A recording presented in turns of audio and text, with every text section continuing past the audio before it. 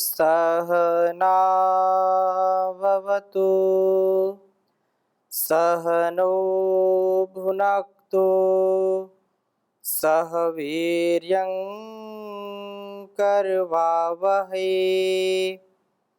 तेजस्विनावधीतमस्तु मा विद्विषावहै। ओम शांति शांति शांति। वैदिक जीवन पद्धति की इस कक्षा में आप सभी का हार्दिक स्वागत है, अभिनंदन है। वेदो अखिलो धर्म मूलम, वेद सब सत्य विद्याओं का पुस्तक है। वेद का पढ़ना पढ़ाना, सुनना सुनाना तथा अपने आचरण मिलाना हम सबका परम कर्तव्य है। वेद के पथ पर सदा हम अग्रसर होते रहें। वेदों की ऋचाओं का हमारे जीवन में आधान हो।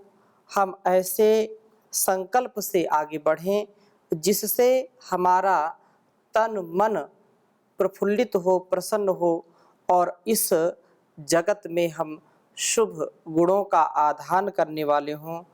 शुभ से परिपूर्ण जीवन ही शुभ का आधान करने वाला बनता है।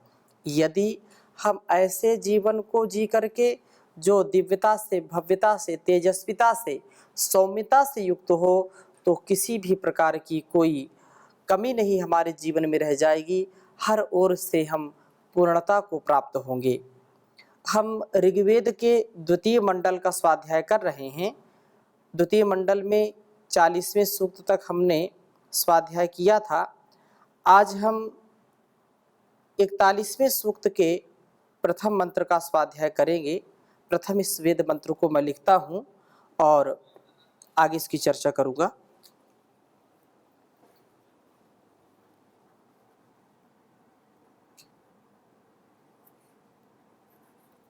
ओम वायो ये ते सहस्त्रिणो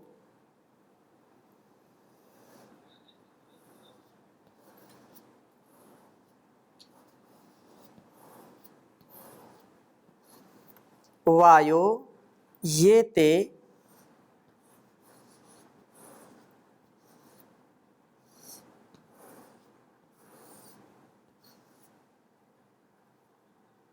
सहस्त्रिणो।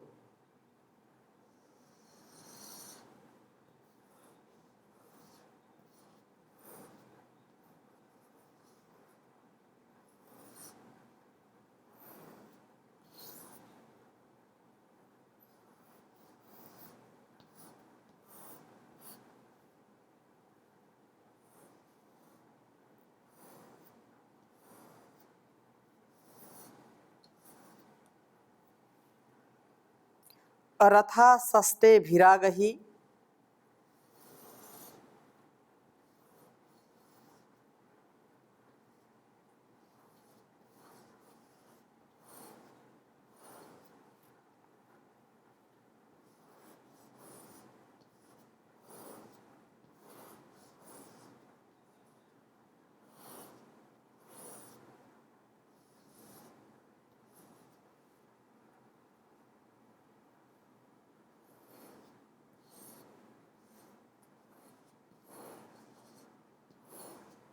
भिरा गही।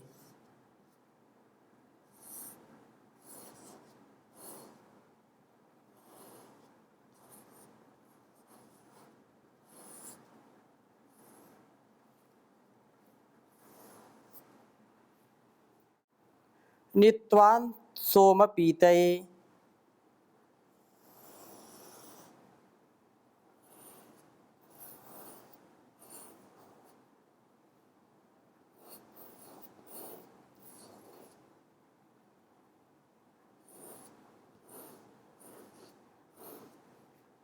नित्वान् सोम पीतये।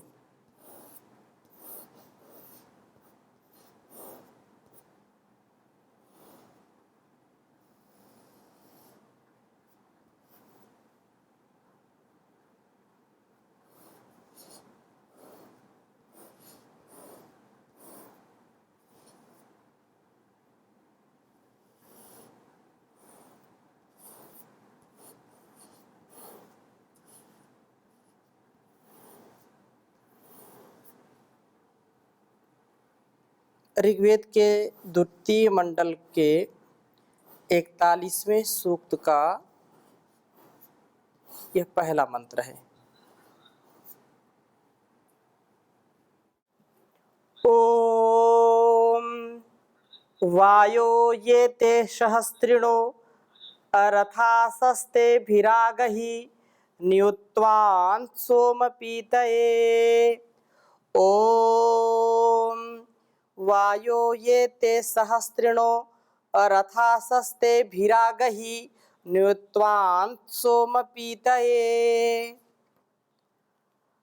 वेद मंत्र हमारे जीवन के उत्कर्ष के लिए, हमारे इंद्रियों का नियंत्रण हमारे द्वारा हो, हम जितेंद्रिय बने, हम यशस्वी बने, दीर्घजीवी बने, इसके लिए बहुत ही सुंदर उपदेश वेद मंत्र में हमको दिया गया है।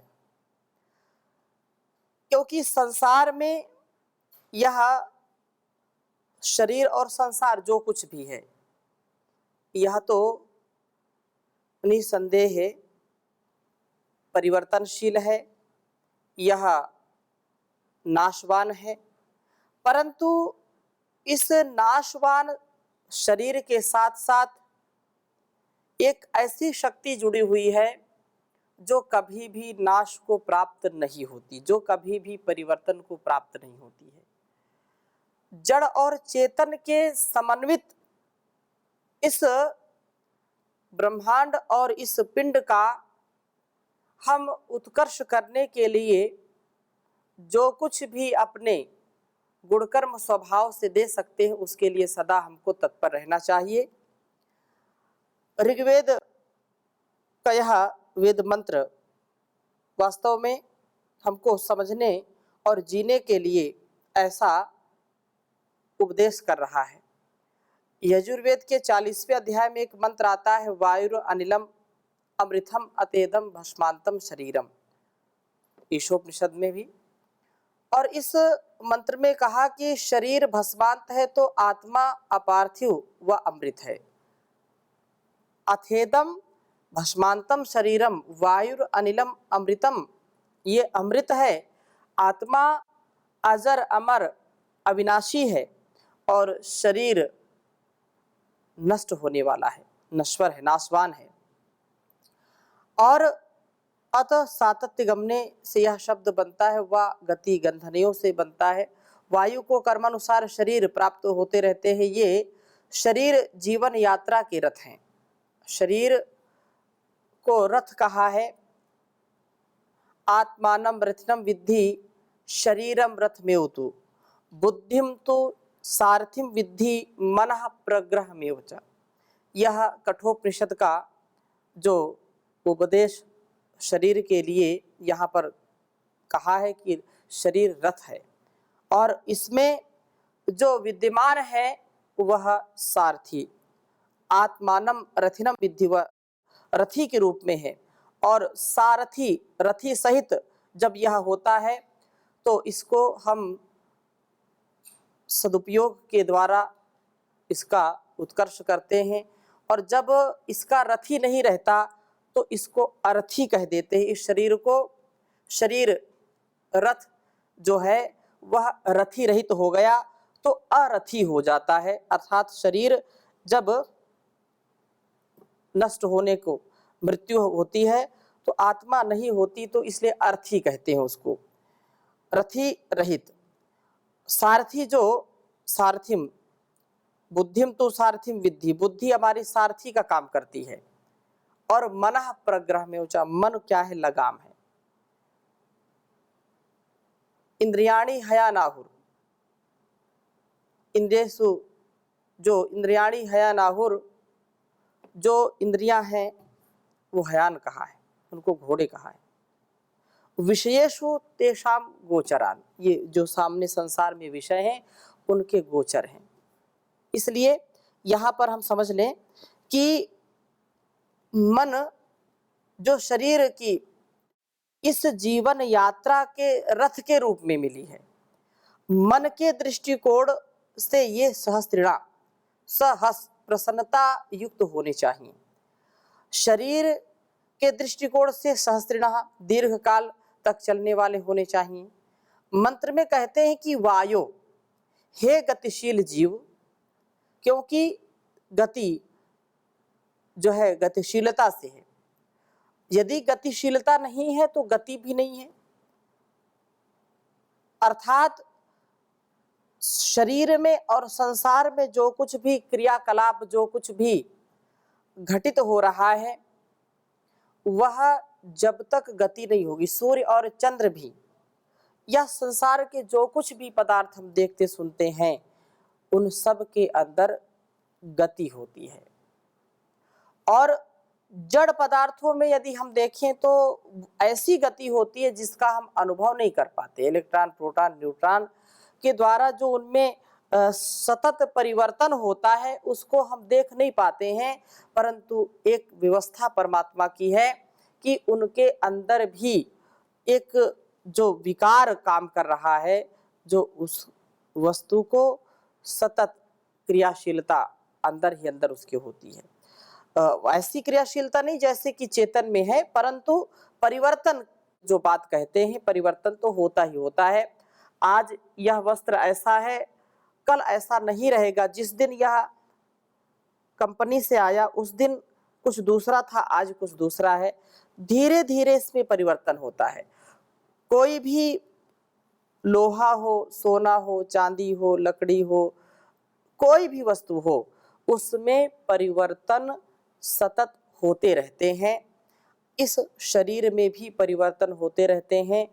इस शरीर साधन, इस रथ को पा करके हम जीवन यात्रा के लिए सजग सावधान होकर के लक्ष्य की प्राप्ति करते हैं।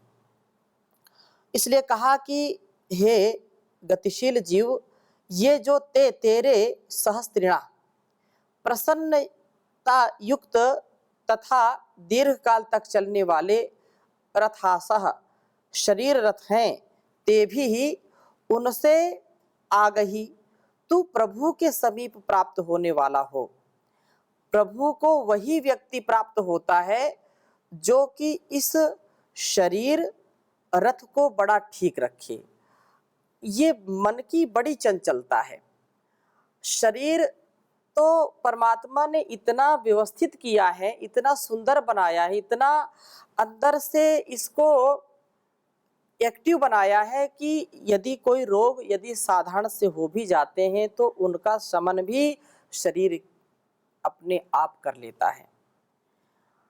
हमारे प्रत्येक जितने भी अंग हैं अति संवेदनशील हैं, और कहीं पर कोई घाव हो जाता है, कट गया, फट गया, प्रकृति इतना सुंदरता से उसका घाव भर देती है कि कुछ दिन बाद तो लगता है कुछ है ही नहीं इसमें। यदि परमात्मा ने इस शरीर को इतना अच्छा ना बनाया होता तो यह इतने दीर्घ काल तक, जो 100 वर्ष तक जीने की बात कही जाती है, 100, 200, 300, 400 वर्ष तक का जो आयुष्य बताया जाता वो संभव ही नहीं है। जैसे किसी निर्जीव पदार्थ में, माना कि कोई पानी का घड़ा है और कहीं से रिस रहा हो, कहीं से थोड़ा सा उसमें सुराख हो गया हो, तो वह धीरे धीरे सारे पानी को बाहर कर देगा, उसका कोई उपाय नहीं है। हम देखते हैं कि मकान बहुत अच्छे अच्छे बनते हैं, लेकिन कहीं से भी यदि कोई ऐसा सुराख रह गया हो जो पता भी नहीं चलता कहाँ से ये पानी बह रहा है, तो वह छत टपकने लगती है। परंतु शरीर ऐसा परमात्मा ने बनाया है कि जाने अनजाने यदि कहीं भी कोई खराश लग गई, कहीं कोई फट गया, जल गया, तो इतना परिवर्तनशील है ये कि अपने आप उसके घाव भर जाते हैं, यदि रोगी नहीं है तो। इतना इसमें पदार्थों का सम्मिश्रण है और इतनी बड़ी फैक्ट्री इस शरीर में परमात्मा ने लगा रखी है।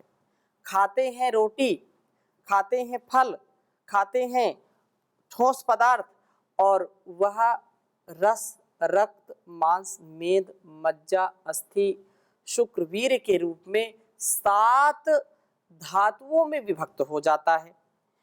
कल्पना करें, ऐसी संसार में कोई फैक्ट्री आज तक किसी ने नहीं लगाई है कि वो भोजन करे और उसका जो किया हुआ भोजन वो रक्त बन जाए, वह मांस, मेद, मज्जा, अस्थि बना दे, शुक्र, वीर्य बना दे। ऐसा कोई प्रोसेस, ऐसा कोई जो संसार का बड़ा सा बड़ा वैज्ञानिक है उसको नहीं कर सकता। ये परमात्मा की कितनी बड़ी व्यवस्था है। उसने इस शरीर को 100 वर्ष तक, सामान 100 बरस का है पल की खबर नहीं, जीवेम शरदा सतम का जो उद्घोष है वेदों का, यदि हम अपने आहार, विहार, विचार, व्यवहार इनको ठीक रखें, संयमित, संतुलित, व्यवस्थित दिनचर्या का पालन करें, तो हम 100 वर्ष से भी अधिक जी सकते हैं।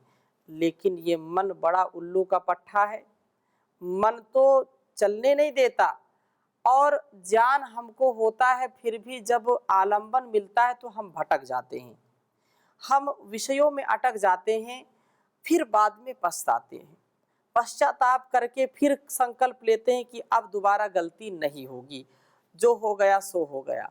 लेकिन कालांतर में फिर मन बिगड़ जाता है, मन बिगड़ता है तो फिर उससे शरीर भी बिगड़ता है। मन यदि भोगी हो गया, इंद्रियां यदि मन को भी अपने कब्जे में करके मनमानी करेंगी, तो शरीर कभी स्वस्थ नहीं रह सकता है, और जिसका परिणाम यह होता है कि हम अल्प आयु में ही अधिकांश बीमारियों से ग्रस्त हो जाते हैं। ये जो जीवन रूपी रथ है, यह रथ बिगड़ने लगता है, यह शरीर बिगड़ने लगता है, और जहां हमने अपनी मंजिल बनाई है, जो लक्ष्य हमने बनाया है, जो टारगेट हमने तय किया है, एम हमारा जो है, वह प्राप्त नहीं हो पाता है। इसलिए वेद मंत्र कहता है कि तुम प्रभु के समीप होने वाले हो। प्रभु को वही व्यक्ति प्राप्त होता है कि जो इस शरीर रथ को बड़ा ठीक रखे, मन को और तन को बड़ा व्यवस्थित रखे। सामान्यतः हमें सबल व प्रसन्न बनने का प्रयत्न करना चाहिए, यही प्रभु का प्रिय बनने का मार्ग है। ये कहना सरल है लेकिन करना कठिन है। संकल्प करेंगे, पुरुषार्थ करेंगे तो कठिन है, असंभव नहीं है, संभव है। इस वायु नामक आत्मा के इंद्रिय रूप घोड़ों से, जो इंद्रिय रूप घोड़ों को नियुक्त करते हुए प्रभु का प्रिय बनने का मार्ग है। इस प्रकार से जो निश्चय करके अपने अपने कार्यों में ही लगे रहना, इनको लगा करके रखना चाहिए और पूरा पुरुषार्थ करना चाहिए। इस प्रकार से जो पुरुषार्थ करता है वह कभी भी हताश, निराश नहीं होता है, और नित्यवान, इन प्रशस्त इंद्रियश्वों वाला बन करके सोम पीतये, तो सोम का, वीर शक्ति का अपने अंदर ही पान करने वाला हो। इस सोम को तू शरीर में ही व्याप्त कर। वस्तुतः सुरक्षित हुआ हुआ यह सोम ही तुझे दीर्घजीवी, प्रसन्न चित्त बनाने वाला होगा। यह सोम ही तुझे सहस्त्री बनाएगा। जब हम सोम का रक्षण करते हैं, अपनी अंतिम धातु का रक्षण करते हैं, इंद्रियों को नियंत्रण में रखते हैं, तो हम निसंदेह आरोग्यता से युक्त हो जाते हैं। और यदि हम हीन वीर्य बन जाते हैं, यदि सोम का रक्षण नहीं करते हैं, ब्रह्मचर्य का पालन नहीं करते हैं, कामुकता से, वासनाओं से युक्त होकर के विचरते हैं, तो रोगों से हम बच नहीं सकते। रोगों का आक्रमण हमारे ऊपर होता है। मन का रोग, शरीर का रोग जब होता है तो शरीर रूपी रथ स्वस्थ नहीं रह करके अस्वस्थ हो जाता है और अस्वस्थ हुआ रथ या बिगड़ा हुआ जो वाहन है, ये रथ कितनी दूर तक जाएगा। अर्थात रास्ते में कहीं ना कहीं यह धोखा दे देता है, कहीं ना कहीं यह व्यक्ति को, जो रथी है, उसको धोखा दे देगा और जो मंजिल उसने तय की थी इस जीवन की, वहाँ वह पहुँच नहीं पाता है। इसलिए हम मन से प्रभु का सुमिरन करें, मन में नियंत्रण की शक्ति को युक्त करें, हम मन में प्रसन्न हों और शरीर में दीर्घजीवी हों, तभी शरीर को प्राप्त करेंगे। इसके लिए प्रशस्त इंद्रिय बन करके सोम का रक्षण करने वाला हमको बनना चाहिए। ऐसा सोम का रक्षण जो हमारे अंगों को पुष्ट करता है, हमारी इंद्रियों का जो मनमाना स्वभाव है, जो विषयों के प्रति आसक्ति का स्वभाव है, उसमें वह नियंत्रित होती हैं। इसलिए वेद मंत्र जो कहा है, वायो ये ते सहस्त्रिणो रथा सस्ते भिरागही न्युत्वान तुम सोम पीतये। हम प्रभु की आज्ञा का पालन करते हुए ही अपने जीवन को आगे बढ़ाएं और उन्हीं के लिए हम अपना जीवन जिएं, उन्हीं की आज्ञा में अपना जीवन जिएं। गलतियां हों, त्रुटियां हों, वासनाएं बार बार आएं, बार बार आपको तंग करें, मन चंचल हो जाए तो भी हार नहीं मानना, फिर उठ के खड़े होना।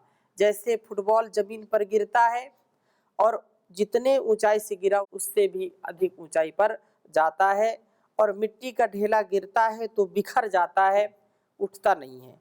तो त्रुटियां हों तो उनको ठीक कर लें। मन को नियंत्रण करने का उपाय यही है, अनकंडीशनल सरेंडर। प्रभु के आगे सब कुछ अर्पण समर्पण कर दें और वही हमको इस भवसागर से पार करने वाला है। ये जीवन तुम्हारा तुम्ही को है अर्पण, लगा दो किनारे इसे मेरे भगवन। ये जीवन तुम्हारा तुम्ही को है अर्पण, लगा दो किनारे इसे मेरे भगवन। मैं पथ से गुरूं तो मुझे थाम लेना, दया करके सद जान देते ही रहना।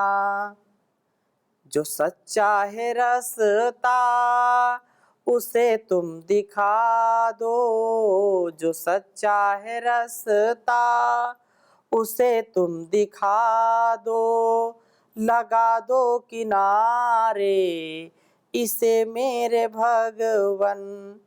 ओ करुणा के सागर दया के हो दाता, तुम ही जग के पालक तुम ही हो विधाता। ये सोया है मानव इसे तुम जगा दो, ये सोया है मानव इसे तुम जगा दो, लगा दो किनारे इसे मेरे भगवन। ये जीवन तुम्हारा तुम्ही को है अर्पण, लगा दो किनारे इसे मेरे भगवन। दर्श दो बड़ा होगा एहसा तुम्हारा, भटकता ही रहता है ये मनवा हमारा। इसे वश में करने की युक्ति बता दो, इसे वश में करने की युक्ति बता दो, लगा दो किनारे इसे मेरे भगवन। ये जीवन तुम्हारा तुम्ही को है अर्पण, लगा दो किनारे इसे मेरे भगवन। तुम्हारे भरोसे है ये जीवन की नैया, तुम्हारे भरोसे है ये जीवन की नैया। लगा दो किनारे ऐ मेरे खिवैया, कहीं डूब जाए ना, कहीं डूब जाए ना, इसे तुम बचा लो, कहीं डूब जाए ना, इसे तुम बचा लो। लगा दो किनारे इसे मेरे भगवन, ये जीवन तुम्हारा तुम्ही को है अर्पण। लगा दो किनारे इसे मेरे भगवन, लगा दो किनारे इसे मेरे भगवन। तो हम मन में प्रसन्नता का भाव रखें। सब दुखों से दूर होने का ये सबसे बड़ा उपाय है मन की पवित्रता, शुचिता। तो इसको ऐसे ही बना करके रखें। इन्हीं शुभकामनाओं के साथ आज की कक्षा को यहीं पर विराम देते हैं। ओम शांति शांति शांति।